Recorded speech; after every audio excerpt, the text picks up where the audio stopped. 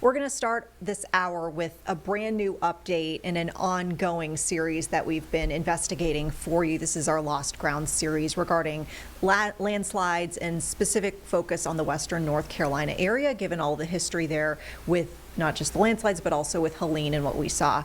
Our Nate Morabito has been digging into all sorts of updates for us. And Nate, you've got a brand new piece that's going to air for us tonight here on WCNC Plus at 6 o'clock. But you're going to give us a preview right now. It sounds like we're starting to see more policymakers get their eyeballs on this issue. It sounds like this is a good thing, in that there seems to be some more support for prevention and awareness and everything that we need with these landslides. Yeah, I mean, there's clearly some bipartisan effort now that we've seen what landslides can do to really make this a priority moving forward. We interviewed the governor, Governor Josh Stein. Part of what we've been talking about throughout all of this is we're going to reach out to our lawmakers to figure out what they're going to do, because in the past, political decisions really deprioritized a landslide mapping program for the people of Western North Carolina.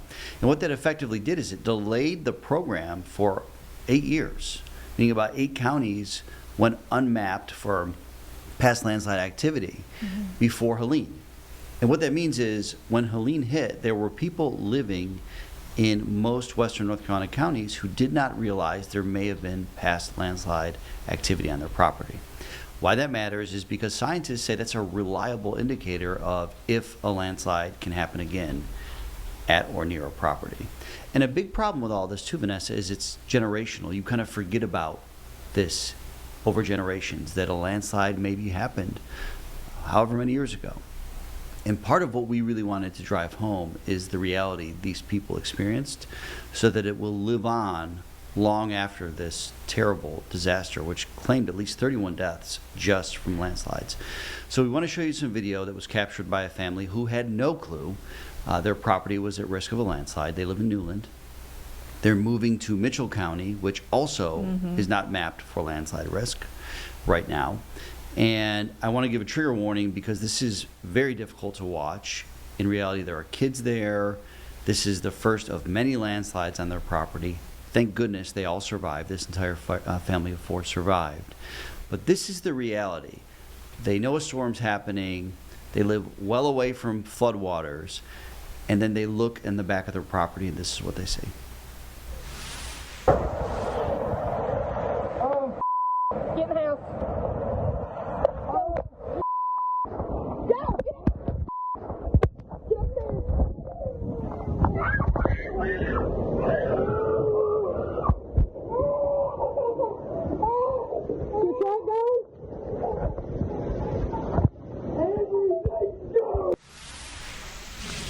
So you put yourself in that situation for a minute. You think you live on a property that is safe. You raise a family on that property. You have young children. That was actually their youngest daughter's 3rd birthday, the morning of Helene.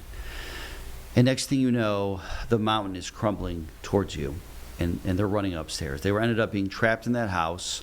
They were eventually able to escape. They went to a piece of property not too far away, sat next to a cross that was on the ground there, and prayed for their safety. And to this day, their oldest daughter is traumatized. I mean, she can't go to sleep unless she's like near the door and has pants on if it's raining outside. Like, this has been very difficult for this family. And what was especially difficult for them is that they've realized since that there are counties in Western North Carolina that lawmakers said we're going to give money to make sure we can figure out exactly where historic landslides occurred. That way people know if they're going to buy a house, if they're going to build a school, if you're going to move from Florida, hey, there might have been a landslide here in the past, which means there might be a landslide again at some point. Could be tomorrow, could be 500 years. Just be aware of that risk. We have reported, because of this defunding for a while, back in the 2010s, that most counties in Western North Carolina, our mountain counties, were unmapped before Helene, and they still are unmapped today. And this isn't a program that really costs that much money in the grand scheme of things. So part of what we've been hearing from experts is that North Carolina needs to continue making this a priority. Number one, to make sure everything is mapped for good, so we all know it. It's all publicly available. You can search it up online right now. There's these little red dots. You can figure out if a landslide occurred near your property if your county is done. If your county's not done, you're kind of a little bit unclear of if there's a risk there.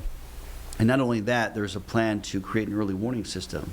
They're going to put gauges in the ground, so if a certain amount of rain comes down during a certain number of hours, it'll trigger an alert where I can call up a part of the community and say, right now your property might be at risk of a landslide, you need to get out of here. And so as I was telling you, part of this was trying to raise awareness to our politicians, because they are the ones who really can change this. They hold the purse strings to our funding for the different kinds of needs, and there are a ton of needs right now across North Carolina. In recent weeks, Governor Josh Stein presented recommendations for a specific Helene recovery budget. It's about $790 million. That is to do a variety of things. It will help with rental and utility assistance. It's going to help with tourism dollars. It's going to help with infrastructure. But if it's approved, it will also include about $1.4 million to finish mapping past landslides and to create this early warning system. And so we talked to the governor about this and how big of a priority it is for him, and take a listen. Of the 24 affected counties, mapped about 9 of them. We're working on some of the more. The 1.4 million that I'm putting in this request should be enough for us to complete the 24 relevant counties, as well as to start our early warning system. Because what we want to get to a point is where if you live on a very steep slope, that you can notify local emergency management that you want to be notified. And so that if for whatever reason the sensors that are in the ground indicate that there is a risk of a landslide, you can get the heck out of there. Now, when it comes to politics, we have trouble a lot of times with both sides agreeing. But there seems to be some agreement when it comes to this. But again, now it's because we know the devastation that was caused by the landslides. And if you're not going to do it now and do it rapidly, well, when is this going to be a priority for those people? Basically, for some communities up there, life or death was dictated whether or not they were aware if there was a landslide. And, we talked to another family in Avery County. The mother of the family died and did not know that her property was at risk of a landslide. And so we also talked to a Republican lawmaker. You're going to hear from him tonight at 6 about what he wants to do to help with this as well.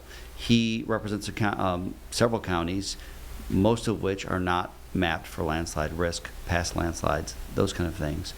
And there seems to be an agreement. But of course, we live in a state that hasn't been able to agree on a budget in recent years. And the governor told me that's really why he presented this budget recommendation specific to Helene, hoping at the least that will get approved, because both sides can agree on that, even if a budget doesn't happen. So we seem to be moving what scientists would call the right direction here. Now it's just a matter of how big of a priority is this going to be for the entire General Assembly. Yeah, and I know that we've done a few installations in this series, and I've thought about it over time, and I don't know if this case would count as a landslide case, but I get chills thinking about the potential that there's a story that we've been following since Helene, and even on the anniversary of Helene, I went back and I spoke to the family of this woman, but there's a woman in Avery County, Kim Ashby, who remains missing to this day. And now that I think about it more and more, I'm wondering if her case is a landslide case, as you speak on life and death situations where their house, literally, the foundation just gave out and they washed into the river. And like I said, I don't know if there are specific definitions that would qualify or disqualify that for a landslide case, but I think about had they known, because they were building this home as basically a retirement, as like, this was where we're going to spend our golden years. It was Kim Ashby and her husband. He survived, but basically their house washed into the river there in Avery County. They never found her, and the husband was able to survive. But, when I spoke with the family a year after Helene, this still haunts them in so many different ways. And to this day, they've never found her.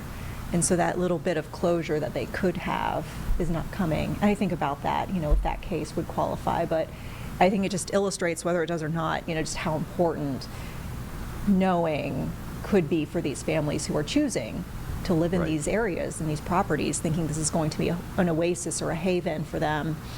and it ended up being, the worst situation of their entire lives. And look, I mean, it was a historic storm, number one. So we all agree on that. It was an extreme storm with a lot of rain and already saturated ground.